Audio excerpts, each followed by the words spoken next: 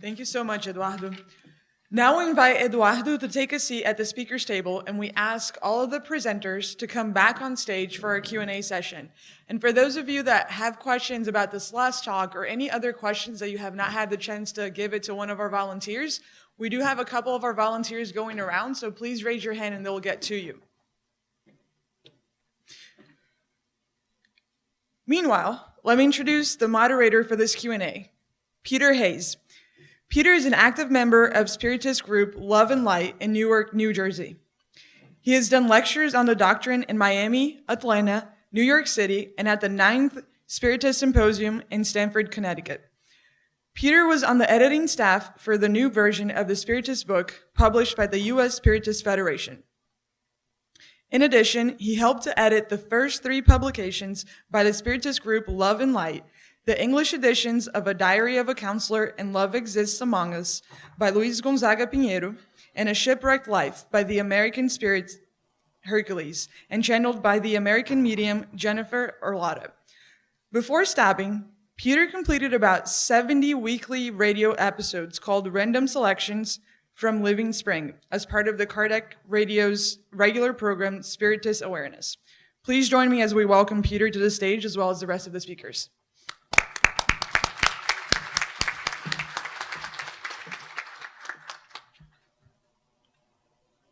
Okay, we actually have quite a few questions here. I'll try to get through as many of them as possible. This first question I'm going to give to John.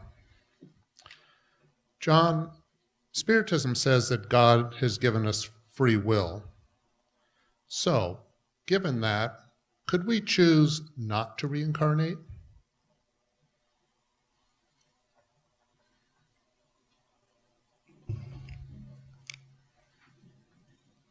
Not exactly. Can you hear me? Yeah. So the example I like to give is always when we go on a road trip and there is a baby, we can go back a few years, talk about baby Virginia, when she was a little baby, just a few months. And Vanessa and Carlos going on this road trip, how much could she influence that trip? How much could baby Virginia influence the trip? Now, forward a few years, we see her walking around and ask again, how much can she influence the trip? I assume she can influence more than she could when she was just a baby. 5 years from today, if Vanessa and Carlos are planning a trip somewhere, how much will baby Virginia influence the trip? I guess it'll be more, because she'll be older. And when she's 20, same question. Probably when she's 20, she'll just make up her mind and go anywhere she wants, right? The point is, we're talking about free will and how much you can use of that free will, how much free will you have.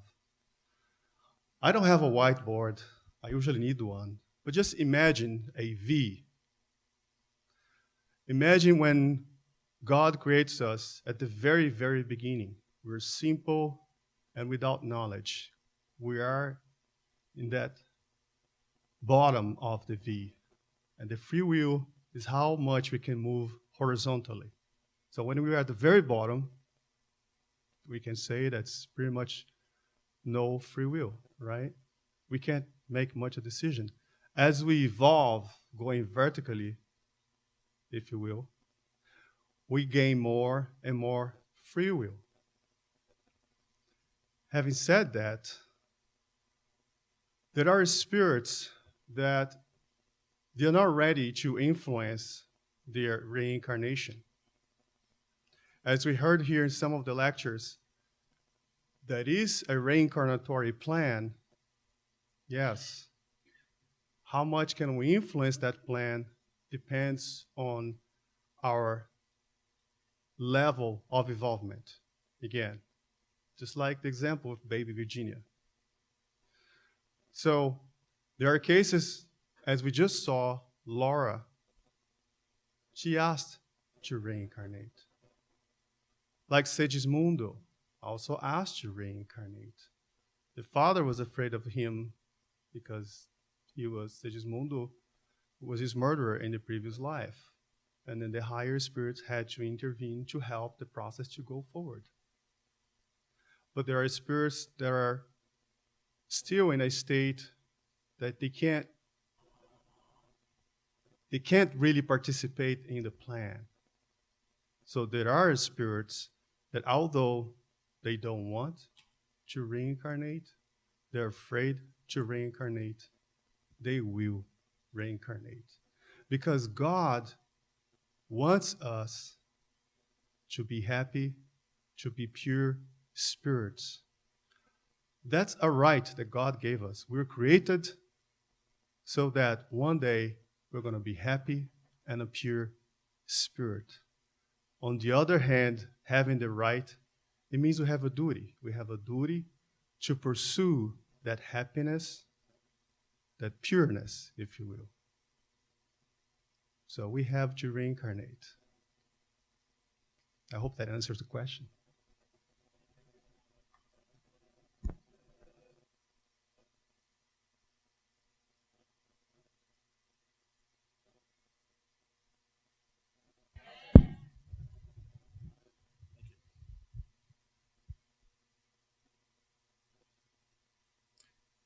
This is a question for Sonia. From the Spiritism point of view, what are the reasons and the gains for spirits to be born as twins? And I'm going to rephrase this a little bit. If they were to share some part of their physical body, is there a reason or perhaps a benefit to that?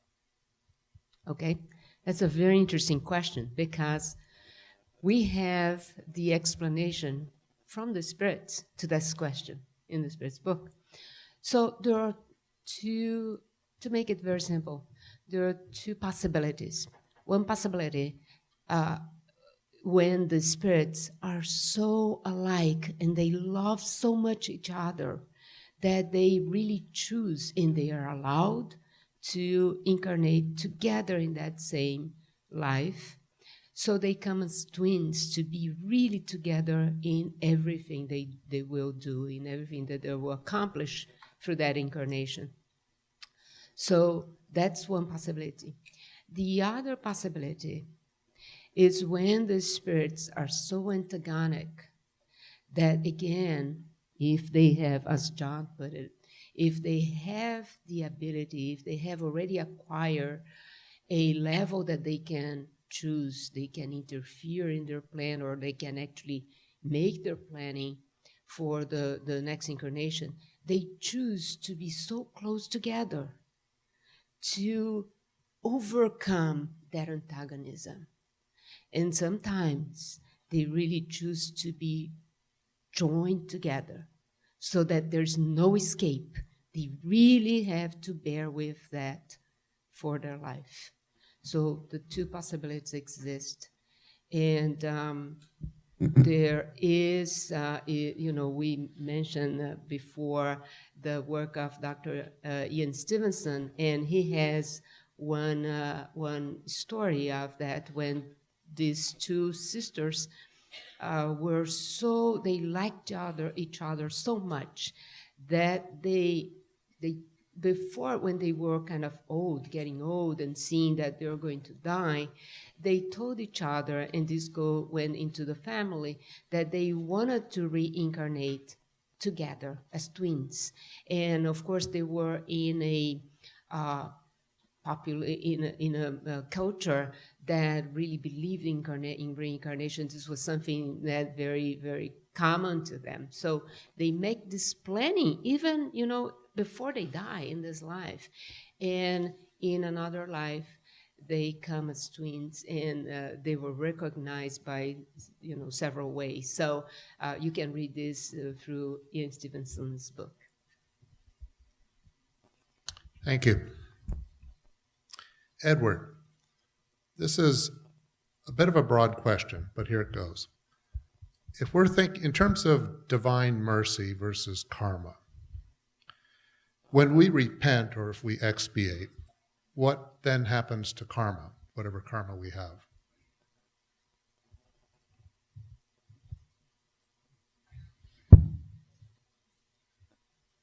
Can you give an example, maybe? Sure. This is a question about divine mercy versus karma. We have karma of some kind. We have to live with the consequences of our behavior. And yet, God is all forgiving.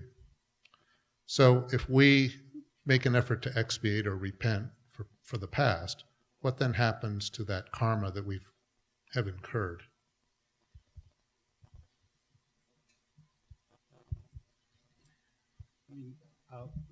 From the Spiritist point of view, from my understanding, karma is not a fixed quantity, as if it's something that has to be, you accumulate it and then somehow you have to find the big garbage can to throw it in or something, or call the removal service. There are so many instances of Jesus' teachings where he's saying that even at the last moment, a person who's lived a life that is not exemplary, that a contrite heart is all that God is looking for, and it's almost impossible or too good to be true that you could think you could live quite a reckless life, and at the last moment, forgive. But this is what Jesus says. So it is not really karma is not a quantity, as much as it is just a straight moment-to-moment force that we have the opportunity to turn our hearts, to change, and yes, there will be expiations. It is too good to be true to say nothing. It's too good to be true to say I could live my life recklessly and then in one moment wipe everything away, because there will be corrections that will have to be made, and what's the word I'm looking for? Yes. Excuse. I mean, we do have to make amends for our wrongs, but that will be so much easier because our hearts have turned, because we are now facing in the right direction and we follow Jesus' word of repent. Thank you. Okay. Vanessa, we know that spirits can see other spirits, but why do seeing mediums have the ability to see spirits? Fair question. Spiritism 101. Mm-hmm. We actually have a book that is here being sold, and it was written by Luis Hu, titled Spiritism 101. And he soon is going to release one about mediumship. So it's a good reference, very quick reference. He briefly touches in one of the chapters regarding mediumship. But the major reference, of course, is the Medium's book by Kardec. Mediums, they see not with the eyes of the body. Right? So the ability, though organic, as Kardec says in the Medium's book, it pertains, it's perceived, the impressions go through the perispirit, the spiritual body, it's like mind to mind, through the spiritual body. In the Medium's book, there is a passage that we only realize it is there when we study the book, not reading, studying. There's a difference between reading and studying. And studying is best done in groups. That's why we have Spiritist centers. Some people tell me, Vanessa, I like studying at home, it's great. But when we are in a community, it's emancipated, it escalates to another level, it's potentiated, because we are in a greater exchange, not only in the incarnate level, but the discarnate as well. So Kardec mentions in one of, and I don't remember the item, because in the medium's book, we have subdivisions by items instead of questions and answers like the Spirit's book. Kardec mentions that mediums have, in the perispirit, which is the spiritual body, predisposition to this exchange with the spiritual realm. He mentions about the mediums having one layer less than the other people who are not ostensible mediums. It's a passage people barely realize it's there, but it explains a lot how this exchange happens. It's law of nature. Mediums, they can see the spirits through the eyes of the spirit because they are natural, like gravity. They are displaying the law of nature regarding mediumship, which is a faculty of the spirit, okay? But you can read more in the Spiritism 101 briefly, or more deeply in the Medium's book by Kardec. Thank you. Now, if we spoke, this subject came up today that we usually do not remember our past lives. Well, if that's usually the case, then how do we know what we need to do to improve in this incarnation? Excellent question. And I think it was Edward who gave the hints, right? Mm-hmm. There's a Buddhist saying that if you want to know who you were in the past, look at yourself right now, your tendencies. So, and the difficulty sometimes is that we have been being the way we are for centuries, for incarnations after incarnations. Sometimes it has become so common that we don't see it anymore. But guess who sees it?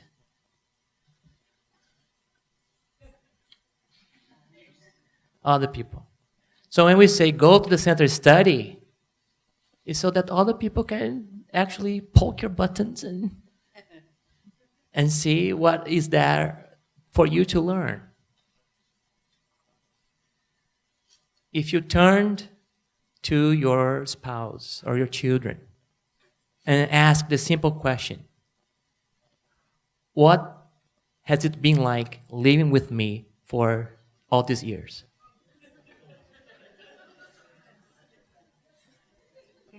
So I have been a spiritist for many years, and I asked this question to Gabby. And the answer was very humbling. And since then, I created with her, let's turn this around. Let's create a family that is fun, loving without any kind of unconditional love, right? And a family that is united. And from that point on, then I have to apply all my, skills to make things happen. So tomorrow we're going to Disney. Right? So taking whatever opportunities we have to make our family fun, loving, and united. So it's under our nose. That's the saddest part. It's under our nose. We just need to turn around and ask. But sometimes we're too focused on our selfish, right? We need to expand our conscience. We need to, it needs to be our responsibility here to make the organizers of the symposium win. If they win, we win. That means if the symposium is successful, then we all win. It cannot be, they're organizing it, they'll do it. No, we are organizing it. We're expanding our conscience from my little talk to, no, it's the whole symposium that needs to work. Same thing in our lives, whatever we are. Thank you. Jasada, do we know the precise moment that reincarnation occurs? Does it happen at conception, at birth, another time perhaps? According to what we learn from the Spiritist book and this Spiritism, it says that from the moment of conception, the spirit is going to be connected to the future body information, molecule by molecule. Of course, there are a lot of discussions in this sense. People that try to say that perhaps it's just at the moment of the birth. And of course, with that, they may find an excuse to justify abortion. Some others, when we are talking about cases of infertility, like we said, or even a natural pregnancy, only when the embryo is actually going to dislocate from the fallopian tubes and install itself in the womb. So there are many in the uterus. So there are many opinions. But according to what we learn, and we, in the sense, we follow what Spiritism is saying, and even before, like some of the talks we have here, the process of birth starts even before the meeting of the egg and the sperm. There is already a connection with the parents-to-be, with the child that is going to be born.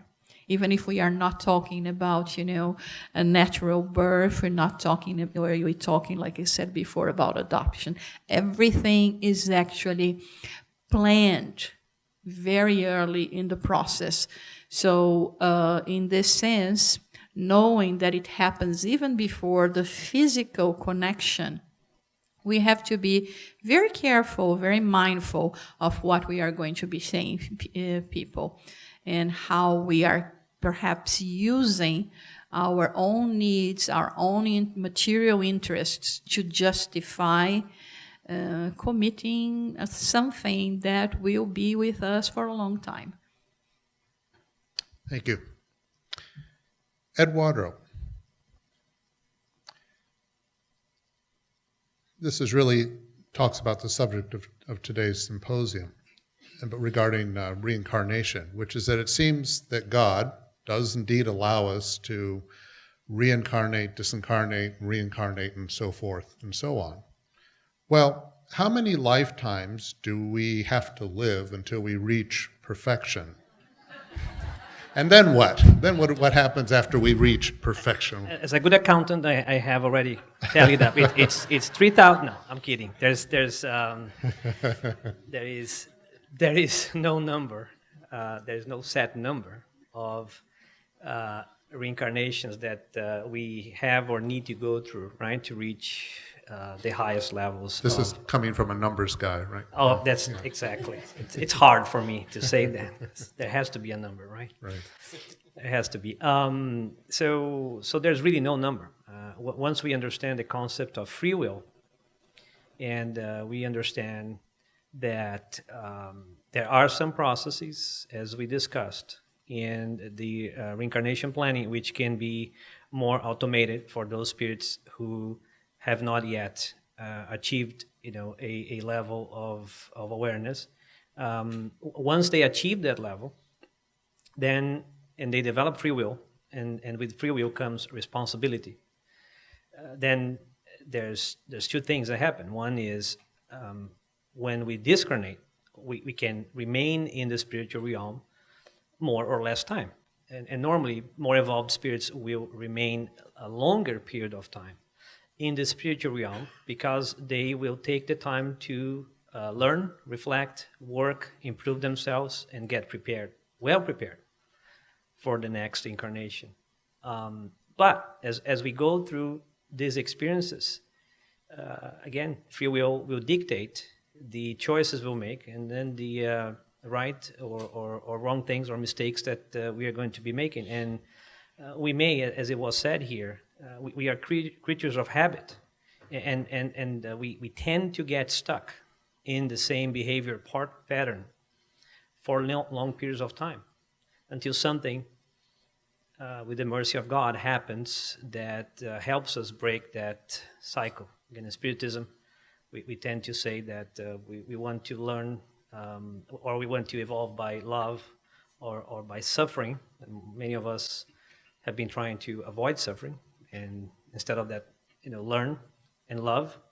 But that's not always the case. So you can take two spirits that have reached the same level of awareness, and you can try and follow them through the next set of reincarnations, and you can see very different paths being taken because of the choices that they have made.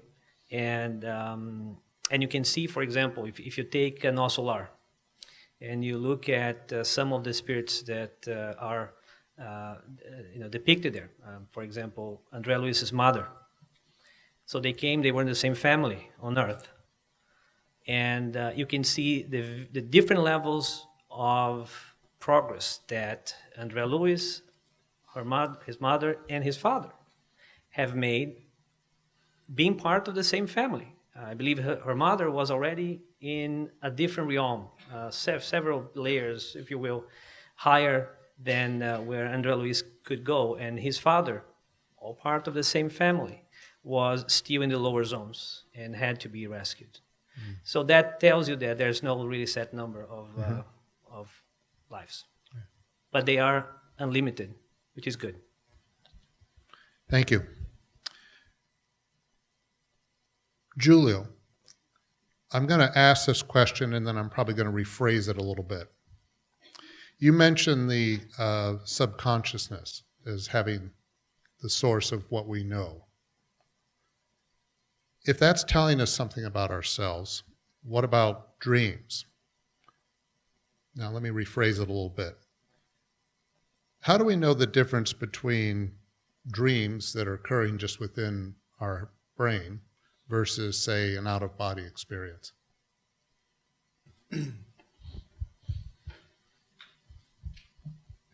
There was a scientist, French scientist, Mr. Gabriel Delon, and this man posed that question to himself. And his conclusion was, when you have a dream in which you see vivid colors, that is evidence that you're having an out-of-body experience and you're meeting other people. Now, when you have a dream that is just in black and white, that could be just information stored in your subconscious mind that your consciousness in your dream tries to make a sense of. For example, if you go to the movies, your subconscious mind is absorbing much more information than you are aware of. But your dreams are nothing but an opportunity for your conscious mind to make a sense of the information stored in your subconscious mind. So the next time you want to meet with a relative that has departed, pray, and if you have them married, you might see them. This will be you detaching from your physical vehicle and seeing the other person. And if you see vivid colors, according to Mr. Gabriel Delany, that could be evidence that you were meeting with them. Thank you. Daniel, I'm going to ask the question, then I'm going to ask you a little mini one on top of it. Ask the easiest one first. Okay. Or if it's hard, don't ask it. Well, I'll show you what I mean. Okay. What is the relationship of animism and past life regression? Can an act of past life regression really just be animism? And in your answer, can you elaborate on what animism is? Yeah, I would start there and have us kick the tires around what animism is. And I think that we can say that in our Spiritist context, animism the word and the concept takes a very specific definition of recalling something from that very own spirit. So it's basically a recollection of our own experiences. And so in the sense, past life memories, and whether they happen in a regression or not, or spontaneously, they would be qualified as an animistic event, because it comes from the very soul of the person who is having them. The challenge I feel here, I feel like there's a little bit of a potentially second question in there, which is, we also talked about mediumship. And I think maybe that's where the confusion might come in, is because sometimes during the Spiritist mediumistic practice, we talked about animism as sometimes it actually has a little bit of a negative connotation, which I would love to kind of maybe demystify a little bit. Because even if we are in a mediumistic meeting and there is an anemic communication, that is, whereas the medium is actually recalling experience of the medium itself and not of a spirit, there is still great value in addressing that, because at the end of the day, the person who's having that experience, the medium, is still getting the help and treatment that it needs to overcome past trauma. What sometimes is not great for our mediumistic meetings, if that instead becomes the norm. If that becomes the norm, then of course, that's perhaps time not for these manifestations during a mediumistic meeting, but in counseling and so forth. But in general, I would qualify every past life regression as a purely functional animistic manifestation, if that makes sense.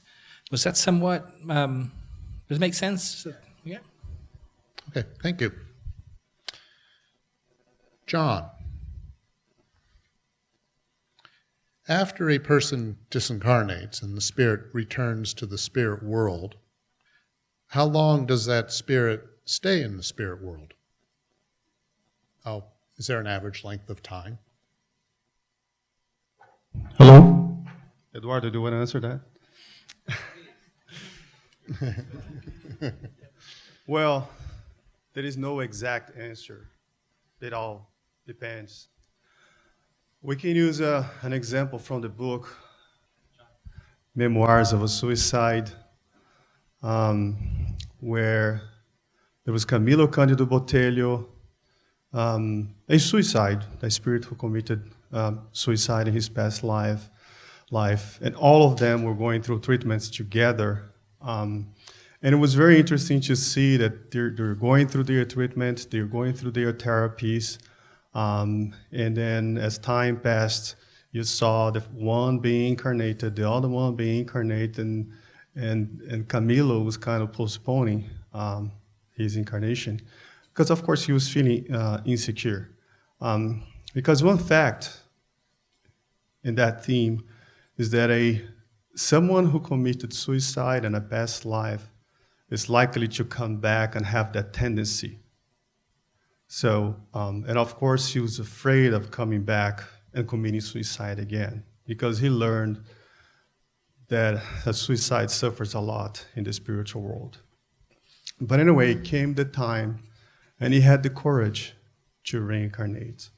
If I'm not mistaken, Geronimo was the name of another one who actually saw Camilo reincarnating, and Geronimo was not reincarnated yet because he was not ready.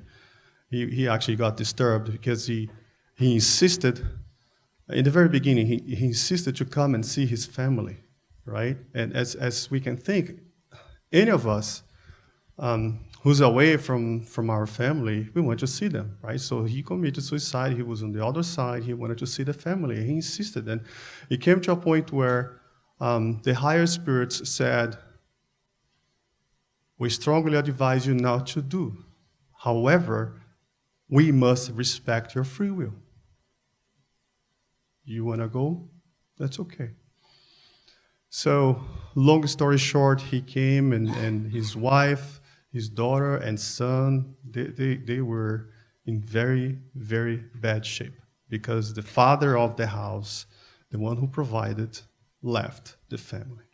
So, and then he continued his treatment.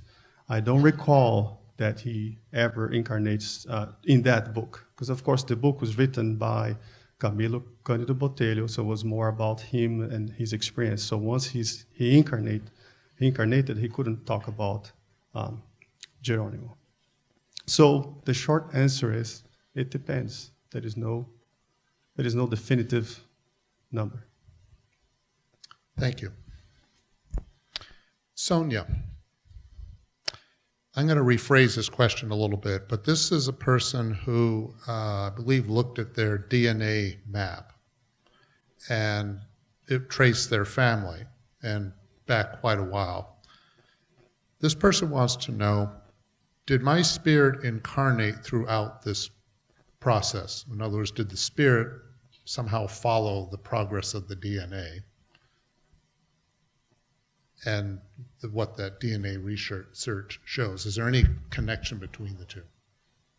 That's an interesting question because this now is becoming very popular, that people look at the map to trace where they're coming from, to which kind of culture they're linked and all that. Well, if we go back to what we were discussing today, there's always a plan. And the plan is for a program that would benefit us in evolving. And we see through the books that we read by André Luiz and even Kardec, that the Spirit has in that plan the objective of coming back for adjusting depths of the past. And usually we have depths with a particular group, meaning a family or a culture or a group. So then this brings the reincarnating spirit to the same group. Kardec mentions that in the very early ages of the humanity, within the very primitive groups, the spirits were not evolved yet morally. They have very little to learn in the spirit world because they are not very involved. So they would come very briefly back to life. And because they were so linked materially, they didn't have much of the concepts of the spirit world yet, but they were kind of linked emotionally to that group. They would reincarnate in the very same group. So when they discarnate, the spirit was actually kind of immersed in that population and would reincarnate there. So to make the story short, yes, we tend to reincarnate within groups where we have depths, where we have things yet to be accomplished, and that brings us probably through the same population, same group, same ethnicity. Now, if we look at the maps, we have 40% with this population, 20% with that, and the distribution is all over the world. So who is to say that in my next incarnation I was in this very group? 40% of the times I probably was. Maybe in the past incarnation I was with a completely different group because I needed to have different experiences. So all depends on the planning of that specific spirit. Thank you. Edward.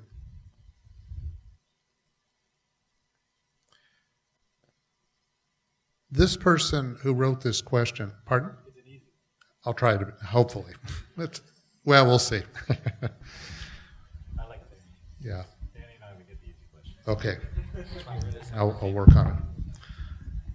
The person who wrote this question is noticing there's a big difference between divine justice and human justice, and wants to know, how did we get so far away from being merciful?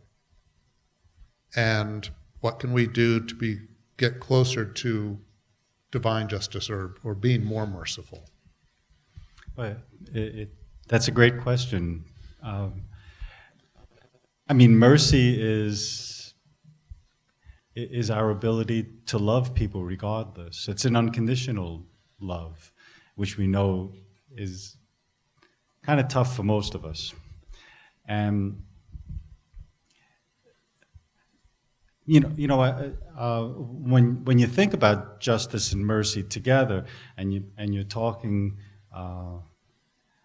about how God sees it, of course, we can only understand this in concept, but He's on our side. And the justice part of it is just a matter of working out how our actions are working. And He's allowing us to learn through those actions. But He loves us through the whole process. So it's hard for us because we think about moment to moment, day to day type of progress that we may be disappointed in ourselves that we're not making, or disappointed in someone else. Why can't that person be different right now? Why can't I change? Why can't I be the person that I want to be? And that's where Divine Mercy steps in, because Divine Mercy said, I'm willing to wait because I know it's going to happen. I know that my love is attractive and eventually will draw you to me, no matter how long that takes. So I think that we get off the track because we're impatient. We're intolerant of our own inability to change, to be different people, to love the way we want to, the way we study here all the time about wanting to love our neighbor, wanting to love ourselves, wanting to accept, and yet at the same time we're always looking for things to change. And that change is not happening at the rate we think it should be happening. So justice steps in and says, well, you're not doing it fast enough. And then, as St. Thomas says, mercy just goes by the wayside. So there's so many good practices that I would encourage everyone to find. I'll tell you mine because I'm very excited and happy to share it. It happens to be one that I learned through Buddhism, through a study of Buddhism, where if you pay attention to yourself, your thoughts about others as you walk down the street or meet them, they're really, if you're anything like me, they're judgmental. We're judging people constantly. So the Buddhist practice says, when you see someone, you say, may you be at peace. May you be free from suffering. And doing this changes our whole idea because the judgment part of it just goes away. And it changes the way we see each other. We start to understand that kind of impersonal but heartfelt mercy that we're asked to feel towards people. And the judgment, we can admit what the person's doing, just or unjust, but at the same time we're saying, may you be at peace, may you be free from suffering. And it changes the way we start to see each other and gives us a little bit of a glimpse of the type of mercy that God is showing us moment to moment. Thank you. Vanessa. This is a question about doing a past life regression. You said during your talk that generally speaking, one should not do a regression unless there's a particular need for it. But assuming that somebody does, this person heard that sometimes if somebody does a regression, that they can bring something negative back or something up to the surface. So there's three little parts to this question. Is that true? Why does that happen? And what can we do to prevent that from happening during a regression if somebody chooses to do that? Thank you, Peter. The first thing that comes to mind as a scientist is about our physiology.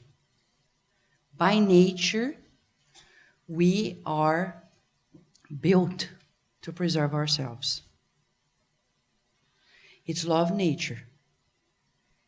Scientists study it, and in Spiritism, We revisit that law. You can read the whole chapter, part 3 of the Spirit's book, Law of Preservation. We need to preserve ourselves. So, it's very interesting because when we talk about assessing a file in our system, it comes with thoughts and emotions. And it can be very challenging because what are they gonna trigger in us? It's not easy. It's not simple. We are built to preserve ourselves as an individual, not only in the flesh, but psychologically as well. So much so that even psychoanalysis through Freud and then the psychoanalysis of Carl Gustav Jung and many others, they brought to us the mechanisms of defense. We tend to deny, to escape, etc., etc. So, depending on our tendency to preserve ourselves too much, it's not productive to go after this type of digging the past. It's going to be counterproductive, creating these negative feelings. You've heard about the flight and fight response. When you see something threatening, by the law of preservation, physical, psychological, you tend to either push it away, so you run away, flight, or fight it, face it. This is the more instinctive mechanism. When we raise ourselves above it, at human level, Jesus is our guide and model. He's teaching us to overcome that and say, hold on, that person, as Ed Creasy is just teaching us, it ties into this. Yes, we had our issues, but come on. That doesn't harm me anymore. I am still a child of God. That person is still a child of God. Let us overcome it. I've seen cases, many cases, of people who are able, with mindfulness and the practice of self-compassion and compassion for the other, to overcome trifles in the family. The key is to never give up. Never give up. If we just keep that in mind, that we are children of God, and God loves us all the same, it's on us to really be one with God in that feeling and say, we're going to make it happen. It's free will, as John has already mentioned to us before in one of the answers to the questions. So, we need to be careful, but not afraid. We need to be cautious, but also courageous. If spontaneously we come to contents of the nature of previous lives, we need to deal it with compassion, kindness, reminding ourselves that the only way forward is unconditional love. If I walk towards it voluntarily, better for us. If we postpone it, we're just delaying what? Kardec asked this question to the spirits. If our destination is happiness, why the rush? And the answer was, the sooner you get there, the happier you'll be. Who wants to be happy? Raise your hand. Me too. Me 3, me 4, me 5. Thank you. Thank you very much. Well, we have a lot more questions, and we could go on quite a while longer, but unfortunately, we are out of time. So, note to the speakers, thank you. And some of you have got some specific questions addressed to you that we didn't get to, so I'll give those to you in just a moment. And then we have some others that were addressed to whoever. Thank you very much.